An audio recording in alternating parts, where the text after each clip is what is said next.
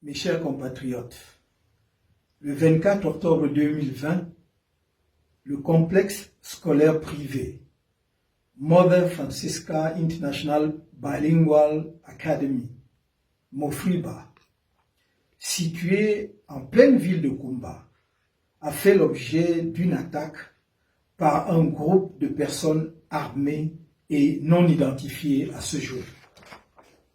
Selon les derniers chiffres, la dite attaque s'est soldée par un bilan très lourd, à savoir 7 morts, dont 6 filles et 1 garçon, sauvagement assassinés, ainsi que 12 blessés, dont 9 filles et 3 garçons.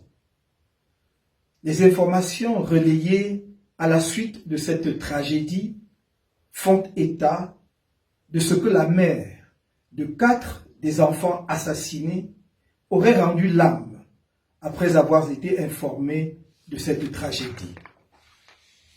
Le mouvement pour la renaissance du Cameroun tient à présenter ses condoléances les plus attristées et l'expression de sa sympathie émue aux familles des victimes, en même temps que ses souhaits de prompt rétablissement aux blessés.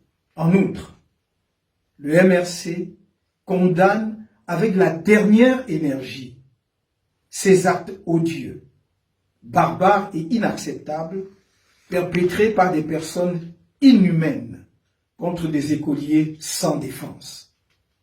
Demande l'ouverture d'une enquête internationale indépendante sur ces atrocités, suivie de poursuites judiciaires et des condamnations à des peines lourdes contre leurs auteurs.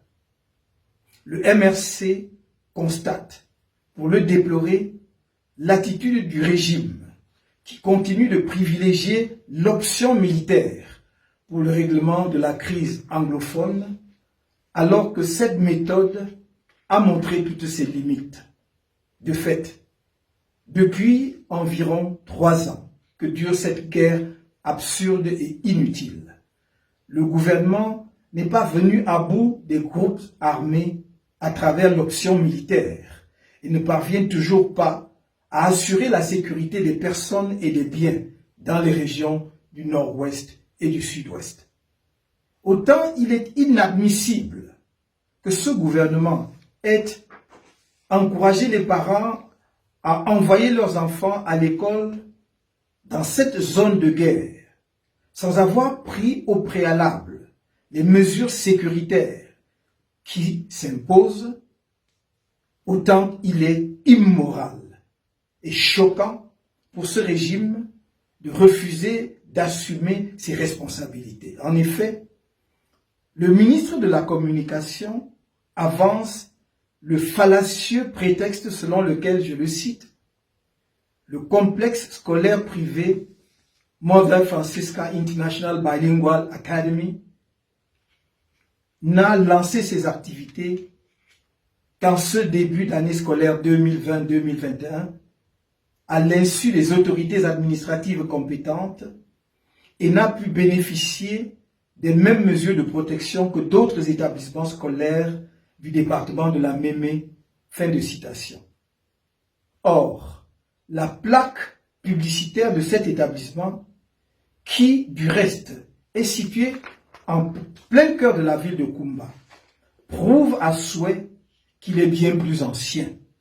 Au demeurant, tout gouvernement n'a-t-il pas l'obligation de protéger ses citoyens, et a fortiori des enfants en toutes circonstances? Aussi, le MRC, tout en désapprouvant la banalisation de la violence dans la crise anglophone, réitère-t-il, une fois de plus, les mesures d'urgence suivantes. 1. Un cessez-le-feu immédiat, accepté par le gouvernement et par les groupes armés séparatistes. 2. La mise sur pied d'une commission d'enquête internationale indépendante pour faire toute la lumière sur tous les crimes commis dans les régions du nord-ouest et du sud-ouest depuis le déclenchement de la crise anglophone, à commencer par la tragédie de Kumba. 3.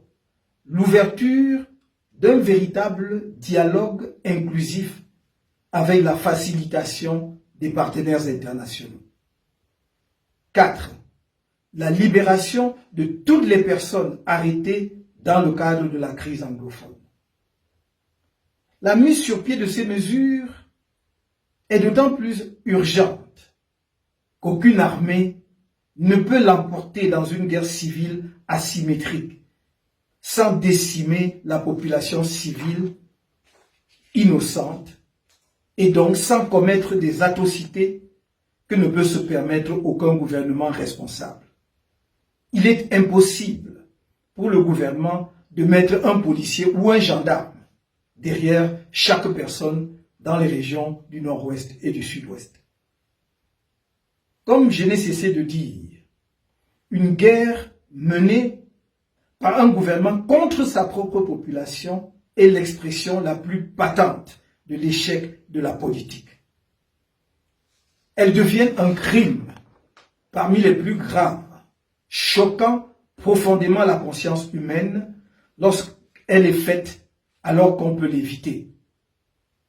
Maintenant que les va-t-en-guerre qui sont au sein du gouvernement l'ont expérimenté et en savent désormais non seulement le prix élevé, mais également qu'elle est sans issue, j'ai bon espoir que chacun comprendra qu'il faut donner enfin une chance à un vrai dialogue entre les enfants de ce pays.